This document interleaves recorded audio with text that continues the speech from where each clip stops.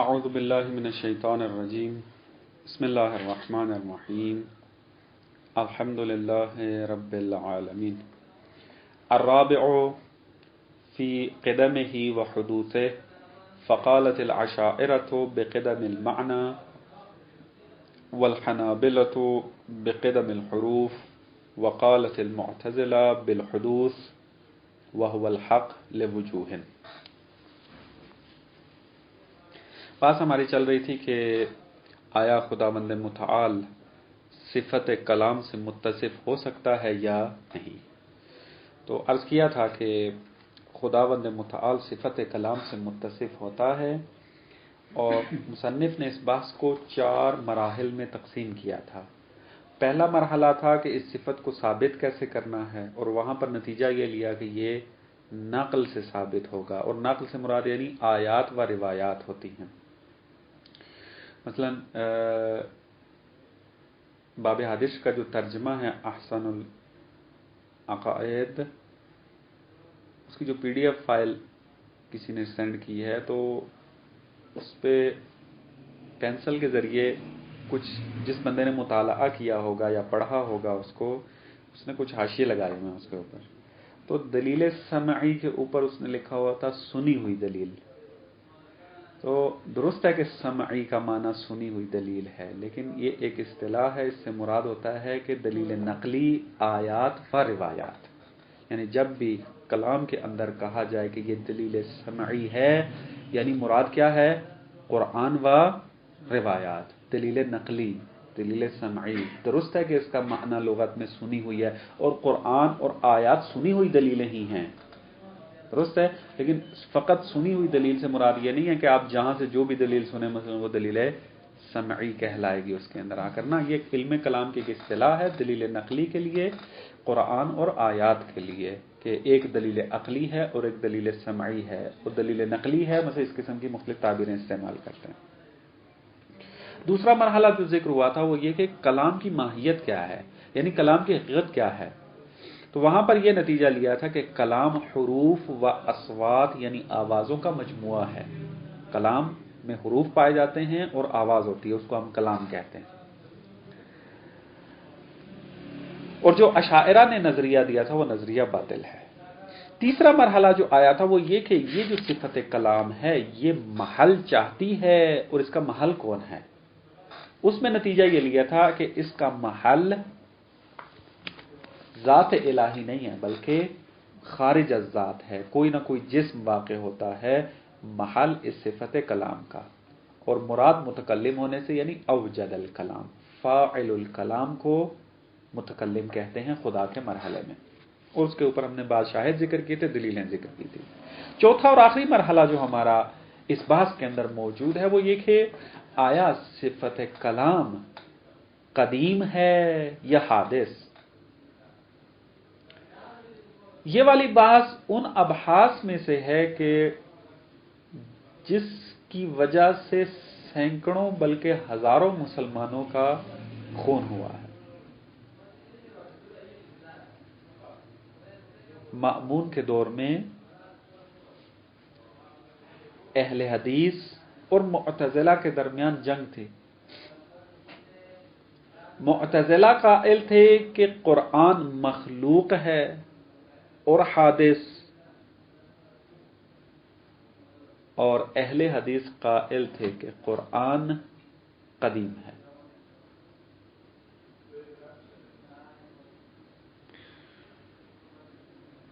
اور ایک دوسرے کو کفر تک لے کر گئے۔ اہل حدیث کہتے ہیں جو قرآن کو حادث مانے وہ کافر، اور جو معتزلہ کہتے تھے کہ جو قرآن کو قدیم مانے وہ کافر۔ چونکہ اس دور میں معتزلہ کو حمایت حاصل تھی عباسی حکومت کی، کہ 2-3 خلفاء تھے، میں نے کلام کی ابتدا میں مقدمہ ذکر کیا تھا، 2-3 خلفاء کا نام لیا تھا جس میں مأمون شامل تھا، اس میں میرے اب ذہن سے نکل گئے وہ 3 خلفاء کون سے تھے عباسی، انہوں نے معتزلہ کی حمایت کی تھی۔ تو اس وجہ سے جو قائل نہیں ہوتا تھا حادث ہونے کا، اس کو یا زندان میں ڈال دیا جاتا تھا یا اس کو قتل کر دیا جاتا تھا. یعنی یہ ان آفات میں سے ہے. اس کو کہتے ہیں دورہ محنت، جو سختی والا دور جس کو کہتے ہیں دورہ محنت کہتے ہیں. اور اس دور کے اندر ائمہ علیہ السلام سے بھی جب سوال کیا جاتا تھا تو بعض اوقات جب حساسیت کو دیکھتے تھے تو اپنے شیعوں کو اس بحث میں وارد ہونے سے منع کرتے تھے کہ وارد نہ ہو، چونکہ حساسیت بنی ہوئی تھی، اگر کوئی جواب دو گے تو مسائل کھڑے ہو جائیں گے. لیکن بعض جگہ پر بعض روایات کے اندر ائمہ نے صراحت کے ساتھ اپنا موقف اور پوائنٹ آف ویو جو تھا وہ بیان کیا. خوب، اب تک کی جو ہم نے بحث کی ہے اس بحث سے یہ نتیجہ ہمارے لیے واضح ہو جاتا ہے کہ اگر اشاعرہ کلام کو قدیم مانتے ہیں تو اس کی وجہ کیا ہے، اور اگر معتزلہ اس کو حادث مانتے ہیں تو اس کی کیا وجہ ہے. مطلب واضح ہے. اشاعرہ اس کو قدیم کیوں مانتے تھے اور مانتے ہیں، اس کی وجہ یہ ہے کہ وہ کلام کو کلام نفسی کے ساتھ تعبیر کرتے ہیں، اور کلام نفسی ذات میں موجود ہوتی ہے کیونکہ وہ مافی الضمیر ہے کلام نفسی کہ تفصیلاً آپ کی خدمت میں عرض کیا تھا. اس اعتبار سے وہ قدیم ہے. چونکہ ذات الہی قدیم ہے تو جو ذات الہی میں موجود ہو وہ بھی قدیم ہوگا. تو بس اشاعرہ کے اس مبنے کے مطابق کلام الہی قدیم ہے، اور قدیم چیز مخلوق نہیں ہوتی چونکہ ہمیشہ سے ہے.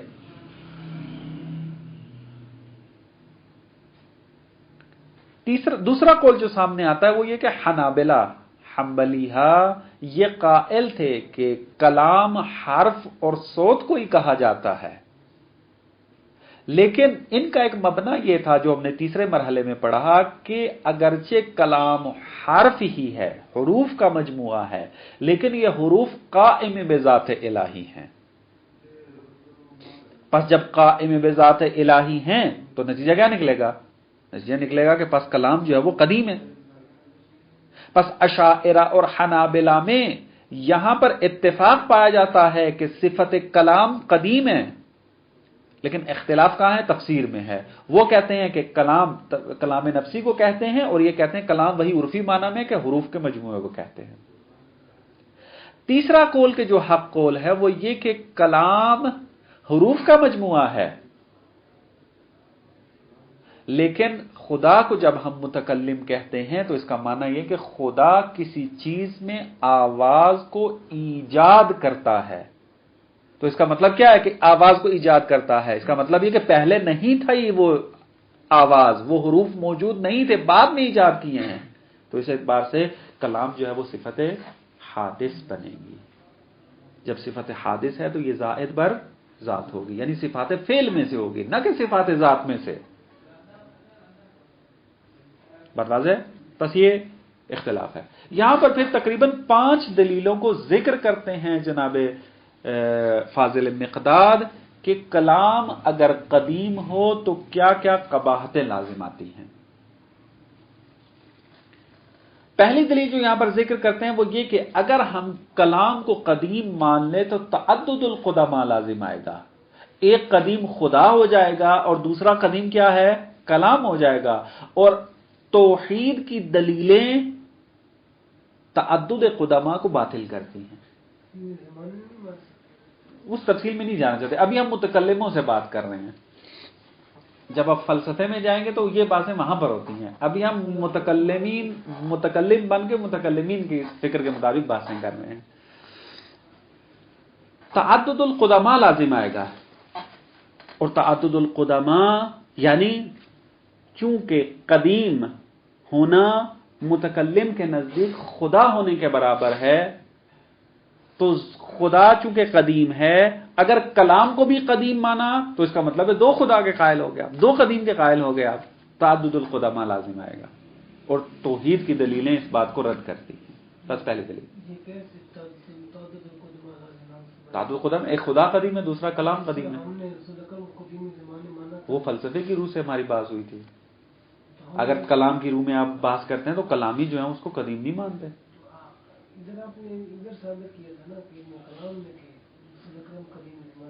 نہ وہ کلام والا، میں نے آج کے فلسفے کے مطابق چلے تھے، لیکن کلام والوں کو جواب دیا تھا کہ قدم زمانی ہو سکتا ہے، اور اس کے آپ کو قائل ہونا پڑے گا، وائلہ اشکالات لازم آتے ہیں اس کے اوپر آگے.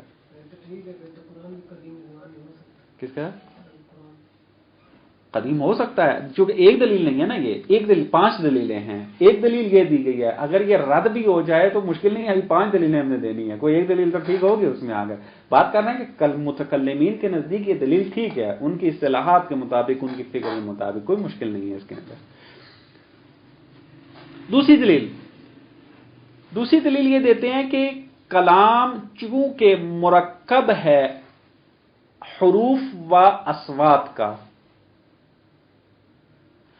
اور حروف کی خصوصیت یہ ہے کہ ایک حرف جب تک ختم نہ ہو جائے اس وقت تک دوسرا حرف نہیں آتا.